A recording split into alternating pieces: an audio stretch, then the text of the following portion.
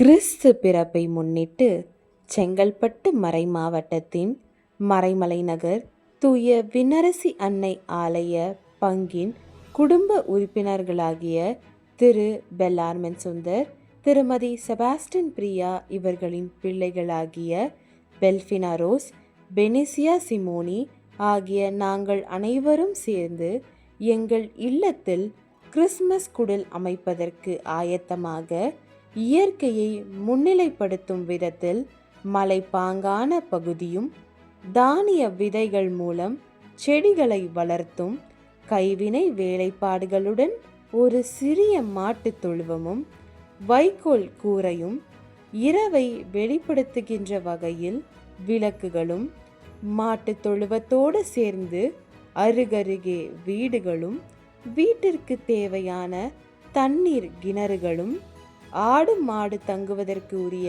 இடங்களும் அவை உணவு அருந்துவதற்கு ஏற்ப தீவன தொட்டிகளும் நீர் அருந்துவதற்கு ஏற்ப குளங்களும் அழகுற அமைத்தோம்.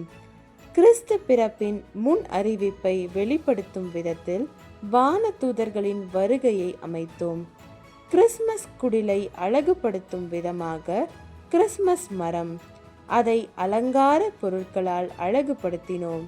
கிறிஸ்மஸ் தாத்தா என்றாலே அன்பின் அடையாளம், பகிர்வின் மறு உருவம். கிறிஸ்மஸ் தாத்தா அன்போடு பகிரும் பரிசு பொருட்களும் மற்றும் பல வண்ண மின் விளக்குகளால் கிறிஸ்மஸ் மரத்தை அலங்காரம் செய்தோம். மின் விளக்குகள் அழகுக்காக மட்டுமல்ல, ஒளி, நம்பிக்கை, மகிழ்ச்சி, அமைதி என்பதற்கான அடையாளம். இருளான உலகத்தில் ஒளியாக இயேசு பிறந்தார் என்பதையே ஒளி நமக்கு நினைவூட்டுகிறது. இதனால்தான் கிறிஸ்மஸ் காலத்தில் வீடுகள், தேவாலயங்கள், மரங்கள் எல்லாம் ஒளியால் அலங்கரிக்கப்படுகின்றன. கிறிஸ்மஸ் நட்சத்திரம் இருளில் ஒளி தரும் நம்பிக்கையின் சின்னமாகும். அது கடவுளின் வழிகாட்டுதலை நினைவூட்டுகிறது.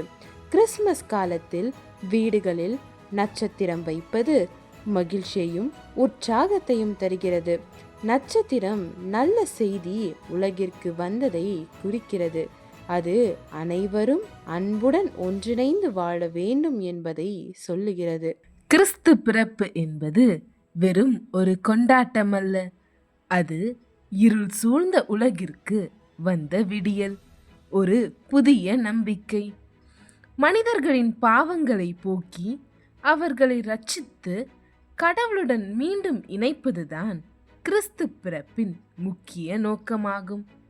கிறிஸ்து கடவுளின் அன்பையும் இரக்கத்தையும் மீட்பையும் உலகிற்கு கொண்டு வர மனிதராய் பிறந்தார். கிறிஸ்து பிறப்பு செய்தி முதலில் இடையர்களுக்கு தான் அறிவிக்கப்பட்டது.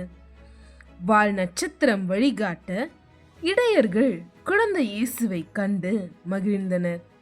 கீழ்திசை ஞானிகளான கஸ்பர், மெல்கியோர், பல்தசார் இவர்களுக்கு கிறிஸ்து பிறப்பு செய்தி அறிவிக்கப்பட்டு பொன், தூபம், வெள்ளை போலம் போன்ற பொருட்களை குழந்தை இயேசுவுக்கு அளித்து வணங்கி சென்றனர். ஏழ்மையான நிலையில் இருந்த இடையர்கள் முதல் ஞானியர் வரை அனைவரும் கிறிஸ்து பிறப்பை கண்டு மகிழ்ந்தனர். நாமும் இன்று எங்கள் வீட்டில் உள்ள கிறிஸ்துமஸ் குடிலை கண்டு மகிழ்வோம். அனைவருக்கும் கிறிஸ்து பிறப்பு மற்றும் புத்தாண்டு நல்வாழ்த்துக்கள். Joyous Christmas and happy new year.